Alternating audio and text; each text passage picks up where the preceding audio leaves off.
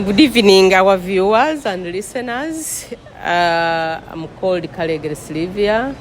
I'm a senior nursing officer, senior midwife, who has practiced for quite a while in the unit of maternity, in the reproductive health. I'm working at Kawempe National Referral Hospital. I'm the in charge of the labor ward at Kawempe. We are going to have a demonstration on how to apply anti-shock garment for mothers who arrive in our admission room while they are in shock due to bleeding after delivery, or when we are preventing shock for the same cases. But the NAZIG, as I will be showing you, can be used in any form of shock. It can be used by other departments other than reproductive health. Just a brief overview of what we need to have in preparation for management of PPH. You need to have a kit. At Kawempe we have gotten this box. It's called the PPH box. It contains drugs which are used for PPH management and also sundries. We can have a quick check. We made this checklist for the lead. So each morning the midwife in the admission room assembles this box to make sure that all these contents here are in this box. I know you cannot see the letters. Doctor, come closer. But some of the items which we have in here, we have large board cannulas. We have gauge 18, which is green cannula. We have gauge 16, which is a gray cannula, like people call it.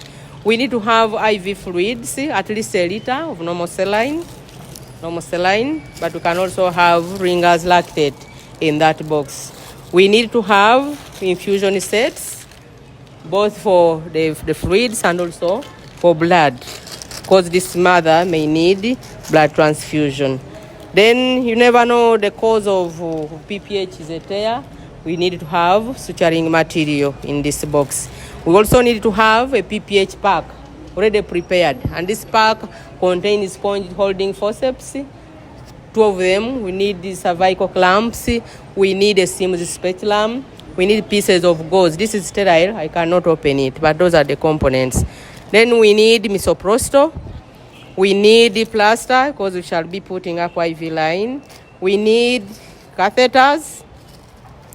We also need a Macintosh here.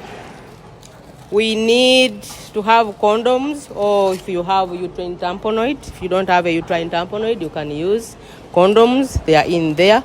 And we also put there protective gears. These are goggles to protect your eyes and also to protect the bed.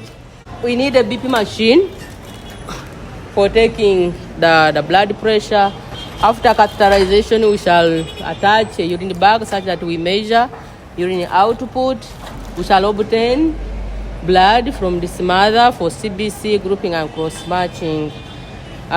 This roll of gauze is to help us make the pad, because after we have managed the PPH, you pad the mother for hygienic purposes also, as we prevent infections. We need cotton wool.